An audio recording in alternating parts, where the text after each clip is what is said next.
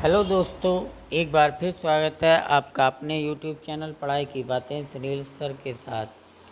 दोस्तों, आज हम लेकर हाजिर हुए हैं आपके लिए इंस्पायर अवार्ड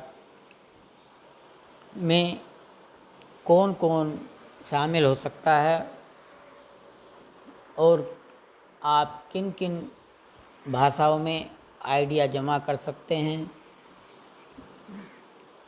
इसके अलावा हम जानेंगे कि आइडिया किस प्रकार के जमा किए जा सकते हैं और किस प्रकार के आइडिया जमा नहीं किए जा सकते हैं, और आइडिया जमा करते समय क्या क्या सावधानियां बरतनी हैं और बैंक अकाउंट किस तरह से सबमिट करना है। तो शुरू करते हैं वीडियो। देखिए, आइडिया कोई भी कक्षा 6 से 10 वर्ष का, कक्षा 6 से कक्षा 10 तक के बीच का छात्र सिंगल अकेला जिसकी उम्र 10 से 15 वर्ष के बीच में हो, किसी भी सरकारी, प्राइवेट, सहायता प्राप्त, असहायता प्राप्त, राज्य अथवा केंद्र सरकार से मान्यता प्राप्त बोर्ड या संस्था का जो छात्र है वो अपना आइडिया इसमें जमा कर सकता है। और आइडिया हमारे जो 8वीं अनुसूची है संविधान की, उसमें से 22 भाषा जो दे रखी हैं उसमें से किसी भी एक भाषा में जमा किया जा सकता है। दूसरी बात आती है आइडिया कैसे डेवलप किया जाए। तो आइडिया एक बच्चों के बीच में कंपटीशन ऑर्गेनाइज किया जा सकता है स्कूल के द्वारा, जिसमें बच्चों को कहा जा सकता है कि आप एक ऐसा मशीन बनाने की कोशिश करें कि ऐसी मशीन के बारे में विचार दें जो अभी तक उपलब्ध नहीं है और आप चाहते हैं कि ऐसी मशीन हो या ऐसा कोई गैजेट हो, या आप ऐसा उनके अंदर विचार दे सकते हैं कि भाई ऐसी मशीन में क्या आप इम्प्रूवमेंट चाहते हैं, इसमें क्या और चीज़ जोड़ी जाए जिससे कि ये मशीन जो है, पहले से जो मशीन है वो मल्टी फंक्शनल हो जाए, मतलब कई सारे कार्य एक साथ करने लगे, या उसकी एफिशिएंसी बढ़ जाए, उसका आउटपुट बढ़ जाए और उसकी जो श्रम लगने वाला है उसमें वो घट जाए। तो इस तरह से आप कोई आविष्कार कीजिए, या उनसे कहा जा सकता है कि कोई ऐसा आइडिया दीजिए जो स्थानीय तकनीकी समस्याएं जो हैं उन्हें सोल्व करती हो, उनका हल निकालती हो, जिन्हें आप अपने रोज़मर्रा की ज़िंदगी में चारों तरफ देखते हैं। इस तरह से जो भी आइडिया निकल कर आएंगे कंपटीशन में, उन्हें आप एक पेपर में लिखवा सकते हैं और उनका शॉर्ट लिस्ट कर सकते हैं। आपको जो भी अच्छा विचार लगे आप उन्हें इंस्पायर अवार्ड के पोर्टल पर जमा कर सकते हैं। दूसरी चीज़ आती है किस तरह के आइडिया सबमिट नहीं होने चाहिए, किन्हें बढ़ावा नहीं दिया जाना चाहिए। तो क्योंकि इसका उद्देश्य है इनोवेशन, मतलब नव प्रवर्तन, तो आइडिया जो पहले से विद्यमान हैं, किताबों में दे रखे हैं, आपकी टेक्स्ट बुक में हैं, वेबसाइट पर, इंटरनेट पर, यूट्यूब पर दे रखे हैं, इस तरह का कोई आइडिया जमा नहीं किया जाना चाहिए।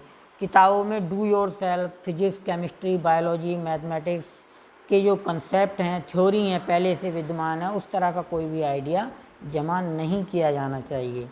कॉमन आइडिया जैसे बिजली बनाना, हाइडल पावर प्रोजेक्ट, या बारिश के पानी को पुनर्भरण, water level indicator, vermi compost, vermi बास, लेटर बॉक्स अलार्म,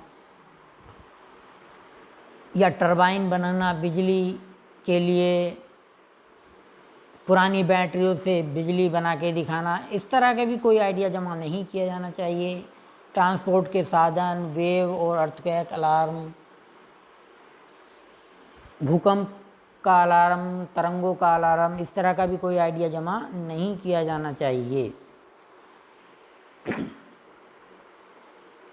दूसरी चीज़ है कि बच्चों को इस तरह के आइडिया जमा करने के लिए उत्साहित मतलब प्रोत्साहित किया जाना चाहिए जो क्रिएटिव हों और उनके अपने खुद के हों। इसका एक तरीका हो सकता है कि टीचर या पेरेंट्स उनके सामने कोई समस्या पेश करें और कहें कि इसका क्या समाधान होगा, इसके लिए आप क्या क्या विचार देंगे। इसके लिए पेरेंट्स और teacher may propose a problem to the child और help in converting her idea into a prototype model but not suggest the idea themself. लेकिन अपनी तरफ से आप आइडिया नहीं देंगे, उन्हें केवल सहायता प्राप्त कर सकते हैं। The teacher may also look up the web link below to check if project being developed by their ward have been not recognised already. और इस तरह से आप इससे वेब को देख सकते हैं कि अगर आपका आइडिया पहले से तो रिकॉग्नाइज नहीं है, अगर आपके बच्चे ने ऐसा आइडिया दिया और वो पहले से वेब पर उपलब्ध है तो वो आपका जो है रिजेक्ट कर दिया जाएगा। इसलिए इस बात का भी ध्यान रखना है।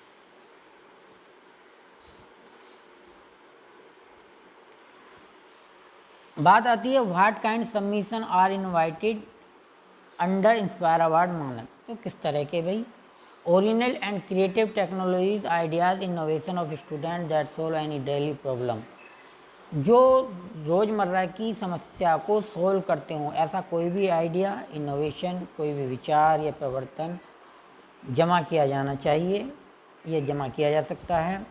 बी इट हाउस होल्ड, ये घरेलू हो सकता है, किसानों से संबंधित हो सकता है, बर्तन बनाने वालों से संबंधित हो सकता है, मजदूरों से संबंधित हो सकता है, समाज, इसी तरह से अन्य चीज़ों से संबंधित हो सकता है।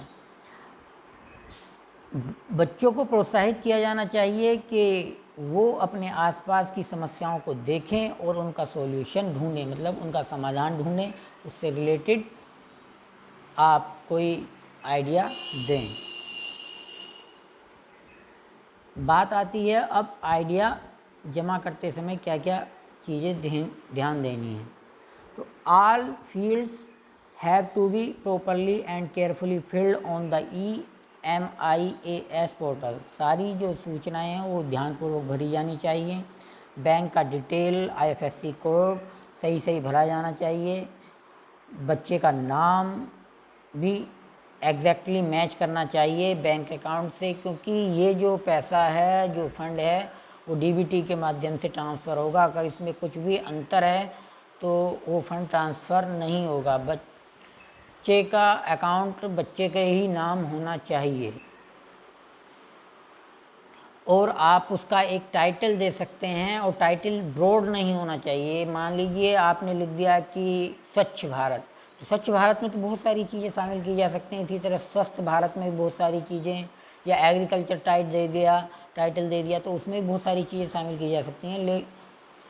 इसके बजाय आपको आपका जो आइडिया है उससे रिलेटेड एक टाइटल होना चाहिए। मान लीजिए किसी ने पेड़ पे चढ़ने की मशीन बनाई तो उसका आप टाइटल दे सकते हैं a device to climb areca nut trees, मतलब पेड़ पे चढ़ने के लिए नट तोड़ने वाली मशीन, नट तोड़ने के लिए पेड़ पे चढ़ने वाली एक मशीन। एक सारांश, फिर उसके बाद सारांश लिखा जाना चाहिए कि आपकी जो आइडिया है वो किससे रिलेटेड है, क्या समस्या थी और उसने क्या समाधान दिया है, और समाधान के बाद उसे किस किस तरह के लोगों को फ़ायदा होगा और किस तरह का फ़ायदा होगा। इस तरह से ये सारी बातें आप एक पेपर पे नोट करने के बाद में एक छोटा सा मॉडल का आप पिक्चर वीडियो भी क्रिएट कर सकते हैं और उसे उसके अपने आइडिया के साथ में जमा कर सकते हैं। इस तरह से आप अपना आइडिया जमा कर सकते हैं। वीडियो पसंद आई हो तो लाइक करें, शेयर करें और चैनल को सब्सक्राइब करें। आप सभी का वीडियो देखने के लिए बहुत बहुत धन्यवाद।